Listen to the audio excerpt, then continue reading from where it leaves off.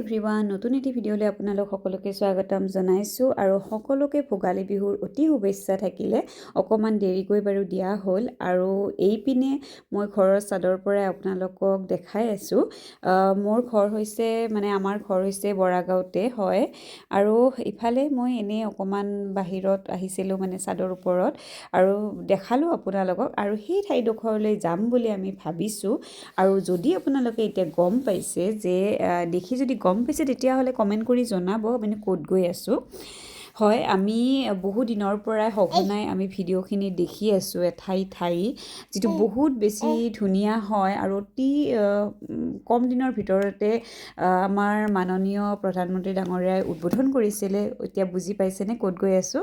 আমি শ্বহীদ স্মাৰক ক্ষেত্ৰলৈ গৈ আছোঁ আৰু আমাৰ ঘৰৰ পৰা অতিকৈ ওচৰতে হয়, একদম চাদৰ পৰাই দেখা পায় আৰু ইমান ধুনীয়া লাগিছিলে। আৰু আমি পাৰ্কিং কৰিলোঁ আৰু ধুনীয়া পাৰ্কিঙৰ ব্যৱস্থা কৰা আছে। বহুখিনি গাড়ী তাত পাৰ্ক কৰিব পাৰি, ভালেখিনি ঠাইয়ে আছিলে আৰু এতিয়ালৈকে সকলোখিনি সম্পূৰ্ণ হোৱা নাই যদিও যিখিনি হৈছে বহুত বেছি ধুনীয়া হয়। আৰু এতিয়া ইয়াতে আমি লাইন পাতিছে, যিখিনি ছিকিউৰিটি চেক হৈ আছে।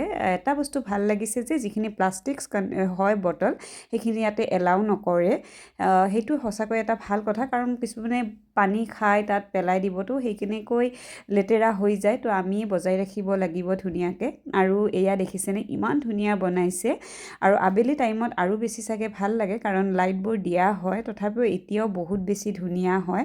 আপুনি যিসকলে মোৰ ভিডিঅ'টো অসমৰ পৰা চাই আছে বা যিসকল প্ৰবাসী অসমীয়া হয়, অসম আহিলেই যেন এই ঠাইডোখৰ ভিজিট কৰে। সঁচাকৈ বহুত বেছি ধুনীয়া বনাইছে আৰু বহুখিনি বস্তু আমি শিকিব পাৰোঁ তাৰ পৰা।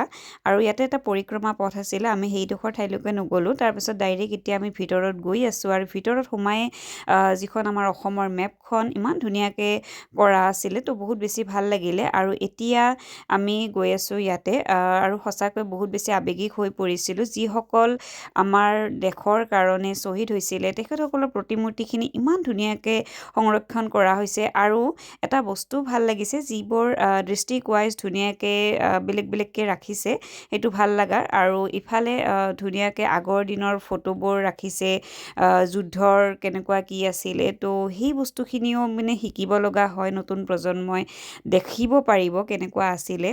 তো এয়াই আছিল ভিডিঅ'টো। আৰু যদি আপোনালোকে ভিডিঅ'টো চাই ভাল পাইছে তেতিয়াহ'লে প্লিজ লাইক এটা কৰি দিব আৰু যিসকলে ছাবস্ক্ৰাইব কৰা নাই ছাবস্ক্ৰাইব কৰিব।